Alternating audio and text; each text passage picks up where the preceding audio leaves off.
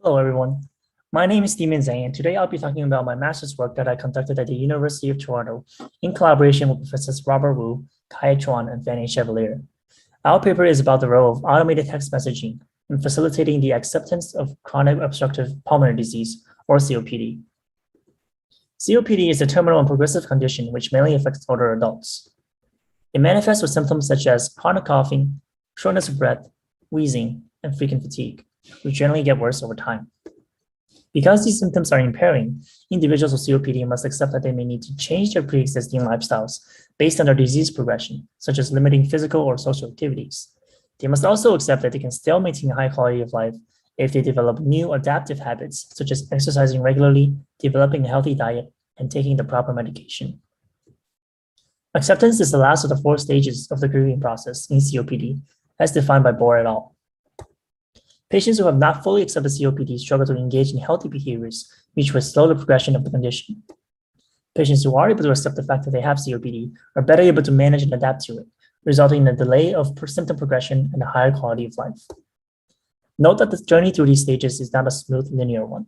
Because COPD is progressive, individuals with it can fall back into a non-acceptance stage even after they've reached acceptance. Acceptance of COPD is an ongoing, perpetual journey, so the idea is to help people to reach and maintain the state of acceptance and not stall in the other stages of grievance. And how can we help? Based on previous works and formative interviews, we chose to explore the use of daily text messaging as a way to facilitate acceptance. We have 2 kinds of messages. Knowledge-focused messages provide the receiver with a practical fact about COPD that individuals can use in their daily lives. For instance, this one gives practical information about the benefits of drinking fluids. Mindset-focused messages aim to bring empathy, motivation, and positivity to individuals with COPD. Like this one, acknowledging the difficult emotions one might have been through and closing with a positive, uplifting note. So why text messages? People with COPD tend to be older adults who have low digital literacy and thus have more barriers to accessing health-related information and communities online. So low tech like text messaging may have better engagement and deeper reach. People who are struggling to accept their condition may not want to take an active role in managing their condition, so we need a method which would be able to benefit patients without requiring too much effort. And finally, text messaging has been shown to be effective in enabling improved health outcomes in other areas such as pediatric asthma, breastfeeding, and medication adherence, showing promise for a successful intervention. And why these kinds of messages? We grounded our approach on the health belief model, a psychology model which describes how factors can affect an individual's beliefs, actions, and ultimately their health outcomes. Within this model, we propose that acceptance is a mental action in which the patient acknowledges the existence of COPD and the restrictions that come with it, and is still willing to engage in healthy behaviors fitting for their particular health trajectory. What we propose then is to leverage entry points into the HBM to facilitate the action of acceptance.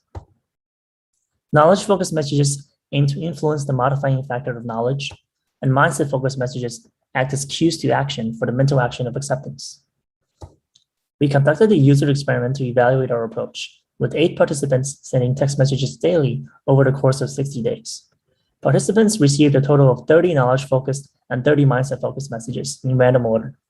And we conducted surveys aimed at measuring each participant's level of acceptance at the beginning, middle, and end of the study period, as well as 30 days after finishing the study to gauge lasting impact.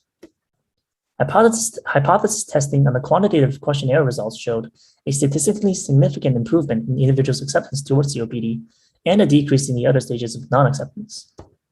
Qualitative results from follow-up interviews supported the quantitative results. Most participants were encouraged by the positivity in the messages, with some saying they were more motivated and less scared. One particularly striking example was a participant who was influenced by a text message to run a race that he had been thinking about. While participants did not necessarily gain new knowledge from the messages, they were given reminders and reinforcement of their existing knowledge and habits. We did see some variance in the ways patients responded to the same messages. For instance, in response to this message that says, "You may believe you got what you deserve for smoking. Know that even if you smoked in the past, no one deserves to have COPD." One participant responded positively, saying that she has the same discourse and found it nice to have confirmation that her thinking was right. But another participant found the message to be a terrible one, finding it guilt-inducing. In conclusion, there are some important takeaways and potential avenues for exploration from our study. We've shown that with the right kind of language, text messages can help individuals with COPD take healthy actions. This begs the question of whether we can demonstrate an effect on individuals' health or longevity. We've also shown that different COPD patients can react differently to the same message. Based on this finding, we can explore the delivery of personalized and context-aware messages and whether that has an enhanced effect on participants. And we've demonstrated that knowledge and mindset-focused messages delivered over a period of time can help to facilitate the process of accepting COPD. Our experiment was done with only one experimental group of 8 volunteers. Future work can explore on more variables with a larger and more diverse sample.